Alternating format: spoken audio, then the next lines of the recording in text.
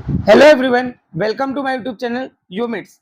तो आज के वीडियो में मैं आपको बहुत सारे स्टूडेंट आफ्टर राउंड 2 पूछ रहे थे कि सर हमको क्या फ्रेश रजिस्ट्रेशन करना पड़ेगा या नहीं करना पड़ेगा। जैसे कि वो पूछ रहे थे कि हमने फर्स्ट राउंड सेकंड राउंड में हमको कॉलेज अलॉट नहीं हुआ है तो थर्ड में करना पड़ेगा, या वो ऐसा पूछ रहे थे कि सर हमको फर्स्ट राउंड में अलॉट हुआ है, सेकेंड में अलॉट नहीं हुआ है, नो चेंज आया, वही कॉलेज है, ठीक है, तो थर्ड में रजिस्टर करना पड़ेगा कि नहीं।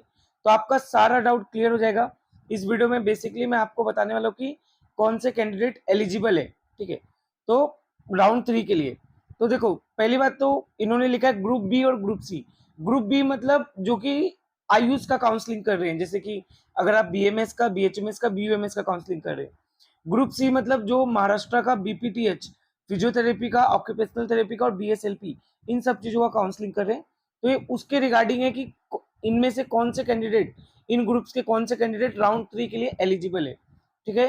तो और साथ में बहुत सारे बच्चे प्राइवेट कॉलेज के कट ऑफ का डिमांड कर रहे थे बीएमएस का, तो उसका वीडियो भी कल तक आ जाएगा, थोड़ा टाइम जा रहा है, ठीक है। तो आप चैनल को सब्सक्राइब रखो, वेल नोटिफिकेशन बटन दबा के रखो, जिससे आपको कंप्लीट काउंसलिंग रिलेटेड अपडेट मिलता रहे, सब कुछ, रूल प्रोसेस सब कुछ।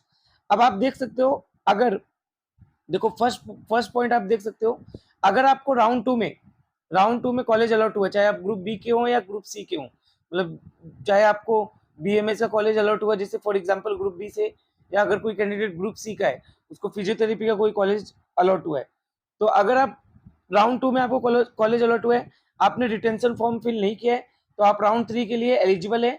आपको कोई रजिस्ट्रेशन करने का फिर से गरज नहीं है, सीधा आप राउंड 3 के लिए फ्रेश चॉइस फिलिंग करो, ठीक है, आपका अपग्रेडेशन में होगा। हाँ, बस आप रिटेंशन मत फील करना, ठीक है।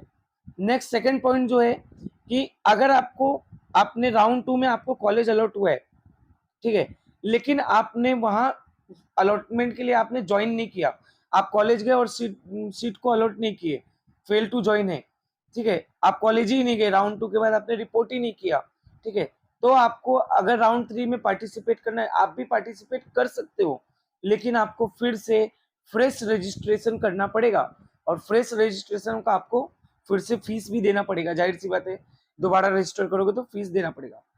अब उन स्टूडेंट की मैं बात करता हूं जिनको राउंड 1 में तो कॉलेज लगा, लेकिन राउंड 2 में उनको कॉलेज अपग्रेड नहीं हुआ। राउंड 2 में उन्होंने फ्रेश चॉइस फिलिंग किया अपग्रेडेशन के लिए, बट राउंड 2 में नो चेंज आया, वही सेम ही कॉलेज है, तो वो भी कैंडिडेट पार्टिसिपेट कर सकते हैं राउंड 3 में विदाउट रजिस्ट्रेशन।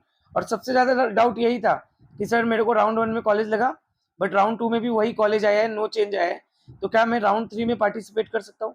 तो सबसे पहले तो हाँ। दूसरा, फिर से आपको रजिस्ट्रेशन करने का कोई गरज नहीं है, आप भी फ्रेश चॉइस फिलिंग करो।